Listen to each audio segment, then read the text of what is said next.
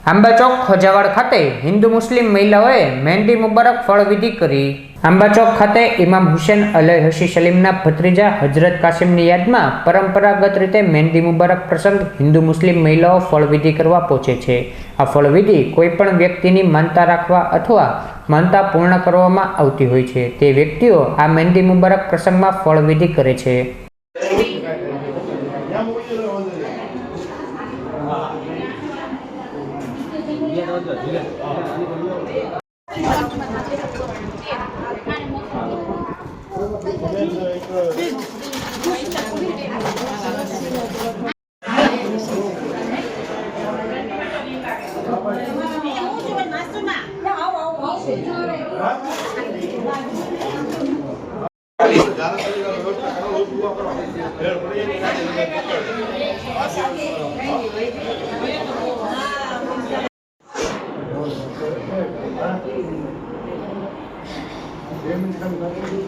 अरे हाँ तू जरा कागी हो जा खाने के थोड़े निकली जा।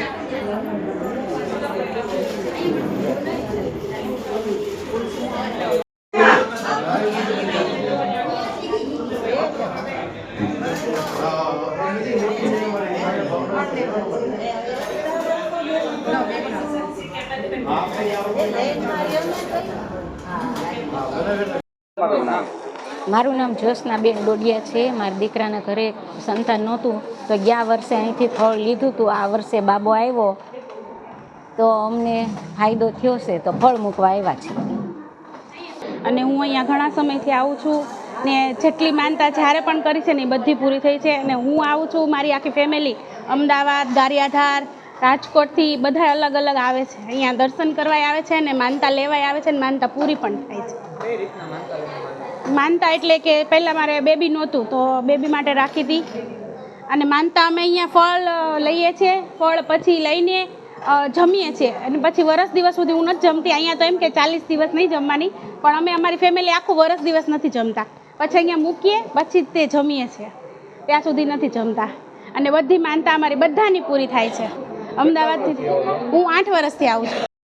મારું નામ રજિયાબેન નાથાણી છે। અહીંયા અમે દર વર્ષે આ મહેંદીનો પ્રોગ્રામ કરીએ છીએ। એમાં ઇમામ હુસૈનના દીકરા જે હજરત કાસિમ હતા એના લગ્ન કરવાનું જે ઇમામ હુસૈને કીધું હતું એમ કે ભાઈ ઇમામ હસનને ઇમામ હુસૈનની દીકરો અને ઇમામ હસનની દીકરી એવી છે કે ભાઈ તમારા દીકરાનો મારી દીકરી સાથે લગ્ન કરજો એમ। હવે જ્યારે એમ કે કાકા ઉપર બહુ મુસીબત પડે ત્યારે આ તાવીજ ખોલીને એના બાજુમાં તાવીજ બાંધેલું હતું કે તાવીજ ખોલીને તો તું વાંચી લેજે અને કાકાને કહેજે।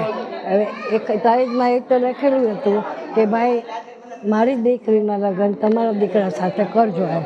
હવે કરબલામાં તો એ લોકોને છેલ્લા 7 દિવસથી પાણી નહોતું મળ્યું, જમવાની તો વાત એક બાજુ પર, નાના નાના બાળકો બધા પાણી વગરના હતા।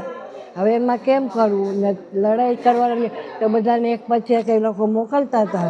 તો એમાં હવે જ્યારે આને એમ કીધું કે કાકા મારે જવું જ છે લડાઈમાં, એમ કે તમારા તરફથી હું જાઉં છું, કેમ કે આ સત્યની લડાઈ હતી એટલે સત્યની લડાઈમાં તો બધા તૈયાર થાય એમ।